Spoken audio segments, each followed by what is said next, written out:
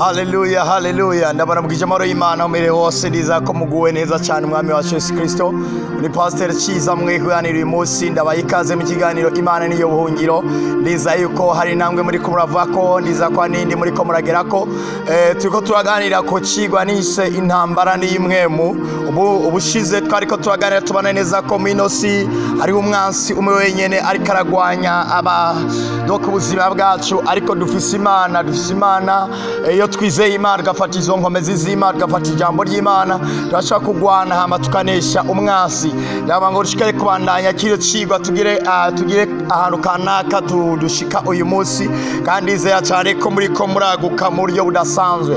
Rero ndagomba ngubwire ngo ubwo ukuri kose ukomeze kose n'ubuzima bwose ubayeho umenye ngo inosi hari cyago cyayijemwo, hari umugwanizi yatiburiye mu inosi, kandi uwo mugwanizi nubwo yaneshejwe nubwo yatsinzwe ntahengeshanya kugerageza ngo akore, ntahengeshanya kugira ngo arabe ivyo yonona, ariko ijambo ry'Imana tugira ngo mwirukane umugwanizi nawe azogirane nawe azobahunga. Muri make ugiye kuraba Satani ukuntu ameze, n'umuntu n'ubwaneshwa akomeza kubandanya. Ikintu nabonye kuri Satani n'abadayimoni n'abantu batigera bacika intege, n'abantu bamana umwete wo gukora, ariko natwe nk'abana b'Imana nagomba ngo ndabakomunike nabwire ngo natwe twamane umwete wo gusenga, twamane umwete wo gufungura ijambo kugira ngo dushikare kunesha wa mubi. Kwijambo mu cigwa giheruka ku munsi wa kane twavuga ngo mwambare bigwanishwa kugira ngo mushobore guhagarara kuri wa munsi, kugira ngo muhagare mudatsinzwe n'ubugwinge bwa mugwanizi. Muri make rero Satani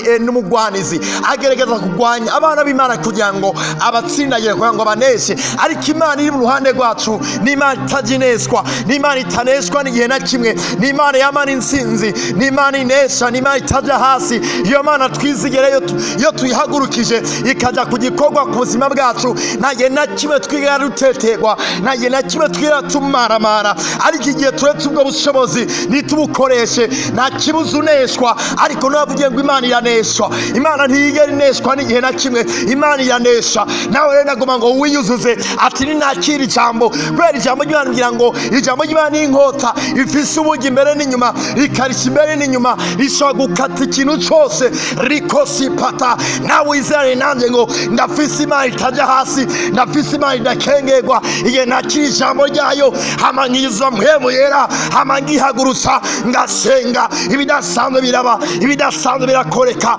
Wewe urunesha, ntabwo uruneshwa, kuko Imana iri mu ruhande rwawe. Naho Satani agerageza akazamura intambara zitandukanye, natwe nk'abana b'Imana uri mu ruhande rwacu asumba uri mu bisi.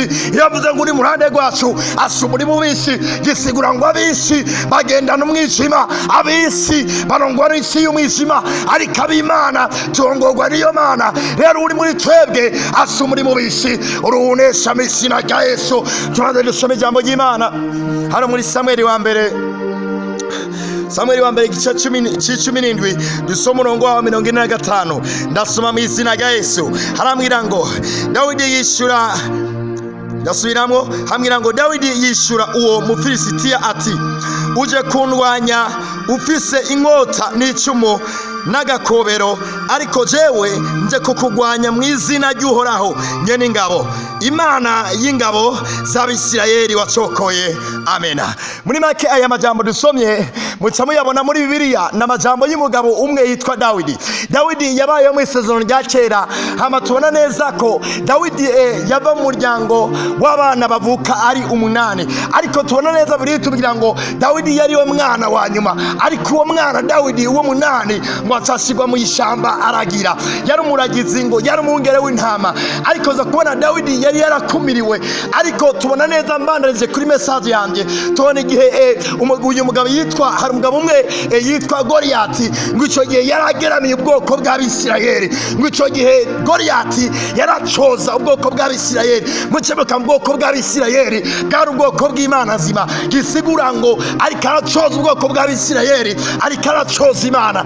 Ariko ariko ngenda kagukomerise ndakubwira ngo ikintu cyose kiza kigucoza ico kiza kwirondera Imana. Naba wizera Imana wizeye ngo kikurondera cyose kirondera Imana. Imana yo ntinanirwa, Imana yo ntineshwa. Ingwara yakwiyenze ko yihenze ku Mana, Imana yo ntigwara. Uca wizera nanjye ati wow ndakameye cyane nanjye singwara. Ubukene bwakwihenze ko uca wizera ati Imana muri jewe nayo nikena. Ubukene bwahunga Imana muri we mw'izina rya Yesu.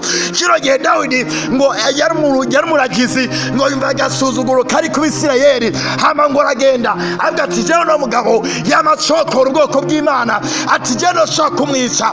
Ariko Dawidi tugiye kuraba neza mu bigaragara Dawidi yari muto cyane kuri Goliyati.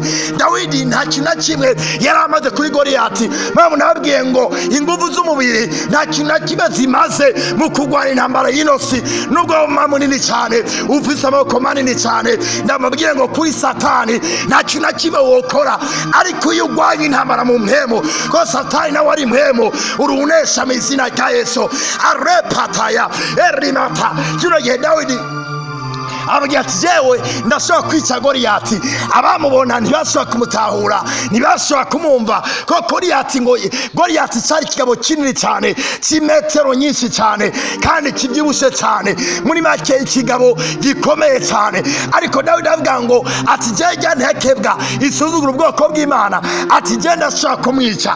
Nawe ndugu yangu, ikintu cyose no mu buzima bwawe gifatanye n'umwijima, ico cyaje gusuzugura ubwoko bw'Imana nzima. Fata inkinzo y'Imana, fata ijambo ry'Imana iyo uzuze kugira ngo urwane iyo ntambara, hama ubone kunesha kw'Imana, ubone kugira neza kw'Imana. Bene ati ndabakangure ndabwire ngo Imana ni nyembaraga, Imana irakomeye. Ariko igihe utayizeye ubushobozi bwayo nibwogaragara mu mikorere yawe, ariko ni ngombwa uyizere. Burya niyo Dawidi yavuga ati jewe ujya mugabo ati nosenya Imana agapfa. Oya, burya ntibyari gushoboka. Dawidi yizeye Imana ati amena Imana yanje ndagiye kugwana, ati Imana irabana nanje. Nawe nagumabwire ngo menya izera Imana, hama usome ijambo ryayo, wizeye ijambo ryayo, hama wizeye ati Imana muri cewe. Iyo ndiko ndavuga n'ibisasu by'Imana nziba biriko birasohoka, iyo ndiko ndasenga n'amabombe y'Imana abareka arasohoka. Wizere Dawidi kino gihe ngo agiye kugwanya Goliyati. Usome ino jambo Goliyati yatanguye aravuga amajambo, avuga ati ngiye kukubagira ibisiga, ndakubagira ibikoko byo mu ishyamba, ati hama bikurye. Dawidi aramwihweza aravuga ati wewe uje kungwanya wambaye inkofero, ufise icumu, ufise ibigwanisho bitandukanye, atariko jewe nje kukugwanya mu izina ry'Uhoraho. Arepataya. Bene data, nawe natubwira ngo iyo ntambara yigwane mu izina ry'Uhoraho. Bere Uhoraho ntaneshwa, Uhoraho natsindwa. Uri mu ruhande rwawe asumurire ko intambara ibe. Mugabo abagabo bararutana, abantu gusa ngo abagabo bararutana igihe cyose uganje yamaganje. Iyo abantu bagiye kugwana haba unesha n'uneshwa. Satani yaneshejwe kera, ariko nabwiye ngo Satani nubwo yaneshejwe akomeza kugerageza kugira ngo agwane intambara, ariko arabizi ko yatsinzwe. Iyo asanze rero wabimenye ko Imana kubamwo, asepata arahagera akasanga imbaraga zima. Nawe yuzuze ati ingwara ndazigwanya mu izina ry'Uhoraho, uburozi ndabugwanya mu izina ry'Uhoraho, Satani ndamugwanya mu izina ry'Uhoraho. Niyo mpamvu nama ndunesha ibihe byanje byose ko gwana mu izina ryande, ngwana mu izina ry'Uhoraho.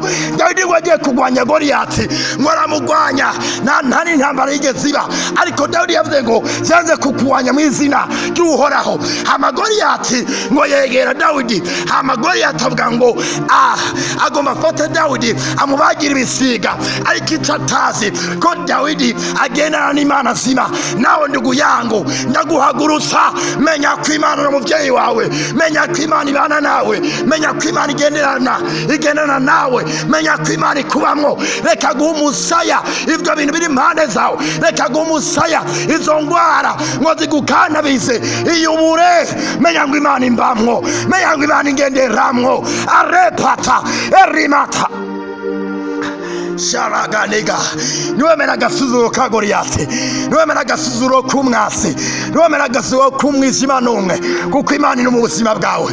Kiragira ngo Dawidi yegera Goliyati, Dawidi ngo aza kuzunguza akabuye konyene akarekuye ngo kadoma Goliyati, hama Goliyati aratembagara.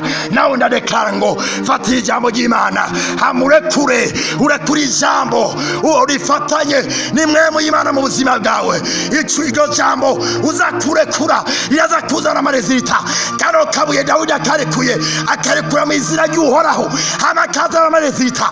Nawe ndakubabwire ngo rekura ijambo, senga Imana, ufatanye na mwe mu Imana zima. Ibyo usenga biraba mu izina rya Yesu. Family ganda byanda gusengere data mu izina rya Yesu. Ndagushimira umuntu yumviriza ijambo ryawe, ndareka imbaraga zawe ku buzima bwiwe.